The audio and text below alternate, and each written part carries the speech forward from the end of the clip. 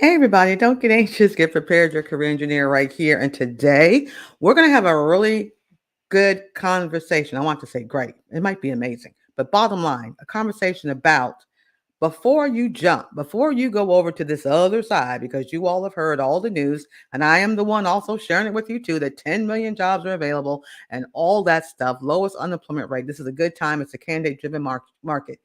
And it is. But before you jump in or jump out, you've got to interview the employers. Yeah. How do you know where you're going may be worse than where you are. So pen and paper ready, get your little digital device. We're going to get into this and share with you some of the best ways and the best tips that you can interview the employer so that you don't become another fried fish on the grill for somebody else to eat. I'm just trying to get my analogy straight.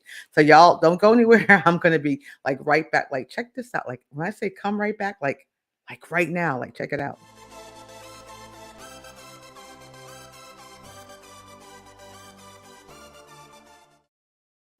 I tell you, it don't take me long to come back, right? Because this is kind of how I roll and what I do. So yeah, so today, really important topic, and I want to bring it up because I've been listening to you and you've been talking to me, and I'm looking for my right thing here, guys, right? So all about this whole interview thing. Um, I know we're so used to folks interviewing us, and that's what's up. But we really need to use this opportunity to really interview the companies and the recruiters or whomever it is that is talking to you, whether they're doing it even online or whether they're doing it offline. It doesn't matter. We need to make sure we're using this technique from the beginning of the connection to the final, what the verdict is, so we can make sure we are qualifying and making sure that this is the right place as we're doing our reset or our shivid and all those things. This is the best way to find out if this is truly the right space for you. Okay. If this is truly the right space for you. So, again, my question to everyone today: do you know how to interview the employer? Do you know how? And if you're one of my coaching clients, I'm giving y'all some questions that y'all need to bring up because you got to see if it's the right fit with all that we have gone through and the pre and during and post pandemic world. And I get the fact that we've all rethought working and rethought what we want our gifts and talents to bring. On the same token, it is our responsibility to make sure that the same way the employer is digging deep or trying to maybe even ask questions is going to get you off your game or really trying to figure out who the real authentic you is, you should do the same. So we're going to get into that today. And again, if you have any questions or comments, I love your questions and comments, even the ones that happen when you catch us on some of our live stuff, or even when you just send it to me on email because you saw me somewhere or heard me say something. Drop me an email. I love this, like info@tcenow.com. If you're following us on our socials, you can find me just about everywhere, right? And you can send a comment. And even if it's a comment that's a year old, I want to congratulate one of our viewers got this great new job and everything. And it was I think it was about it was several months old that we talked about negotiating them salaries, y'all. And she got the new job, so we can. She knows who she is, and I don't put people out there, unless they gave me permission. But so what I'm saying is, do this, and I'll reach back out to you, and there'll be some good news. Okay. So again, our focus today, as we're chatting, to make sure that we know how to interview the interviewer. Now, there are lots of questions you can ask. I'm going to share with you probably some of my top eight eight questions, right? But there are more. Okay, there are more. So you're going to have to make sure you have the formula. I'm going to get into that a little bit today of what you can do so you can find the right questions that work for you. Okay, but I got to give you two warnings. Like I want to give you some full stops. Don't go no further.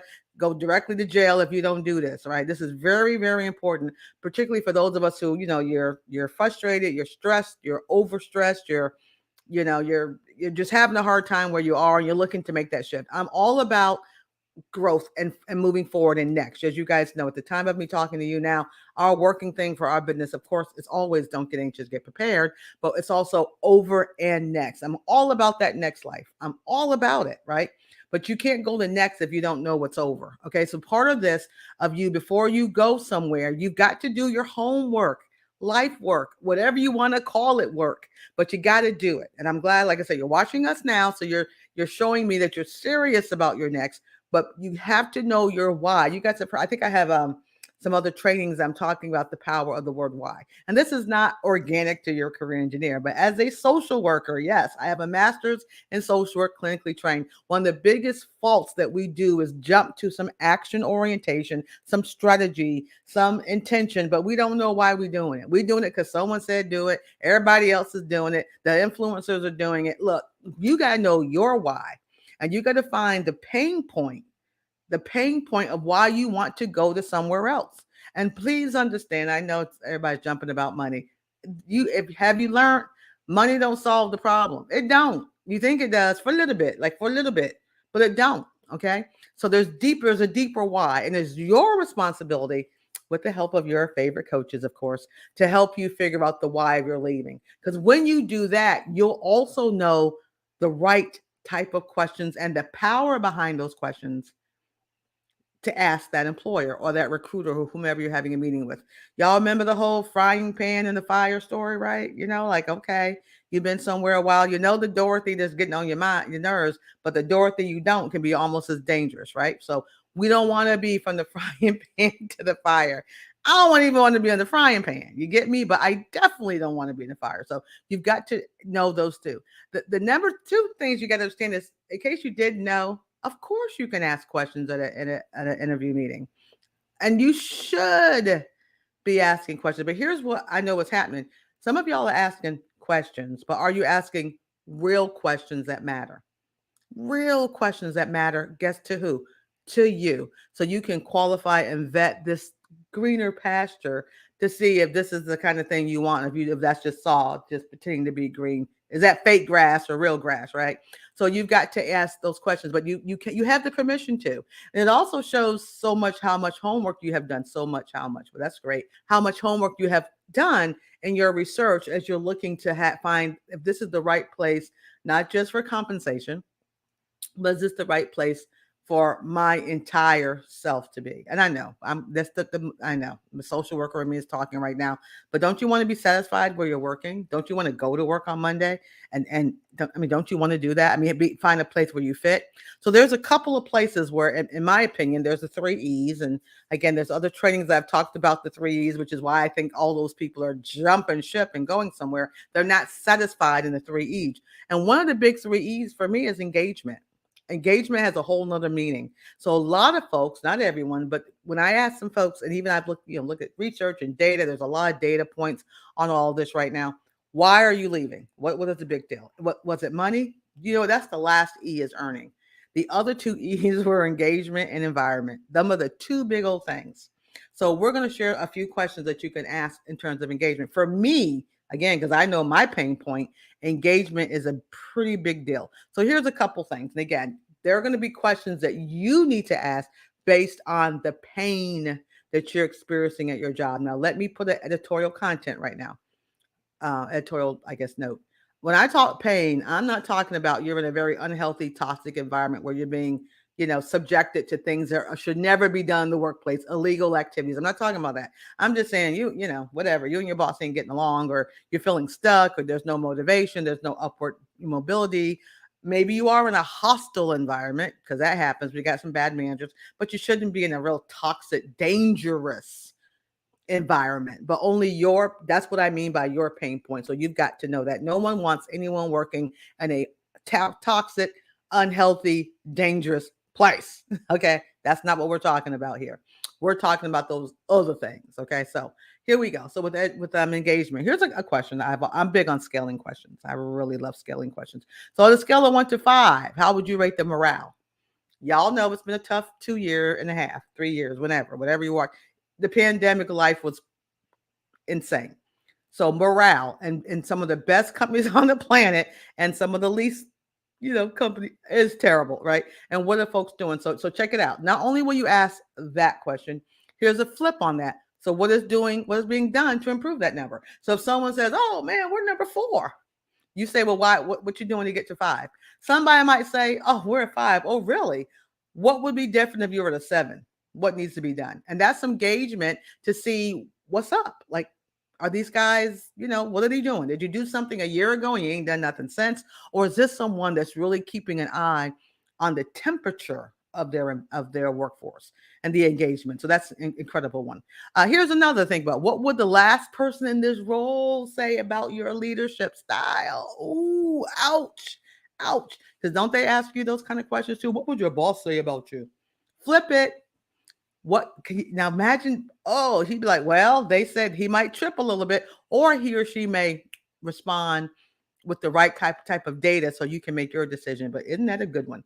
How about now concerned about let me, before I even go there, I'm gonna leave this one up here. I'm gonna put this, I'm gonna leave this here. I've got some other ones for you to think about. This is important. I don't have them on the screen because I want you to be thinking of things under engagement. What's the problem where you are or the concern? What type of questions can you ask for that? So here's another one. Like again, what's the most pressing issue involving this position and why? Like, some of you will get hired in a job and you're excited, woohoo, you got your little money and la ti da, but you have no idea that like 35 days from now, that person has to present in front of the heads of state to say why this is still broke, right? So you might want to find out before you get in what you're getting into and what demands or something or fires that you have to put out, or maybe it's a vacation spot and then you're good. But it's kind of unfair to walk into something that you didn't know. You're the one that's going to be cleaning it up and you didn't make the mess. So you want to ask questions about that. Another one, let's see. I said about the manager style. Yeah, so I mean, I think those are good. I mean, I think those are enough. But those are, and I don't want you all to have like, oh my God, 25 questions an interview. You should have 2 or 3 of some real nice ones so you can really gauge what is happening in terms of staff morale, engagement, teamwork, all those words that people like to say. Okay. So now let me go on to another part that is very important for me, which should be important for you right now. People are leaving because of the environment.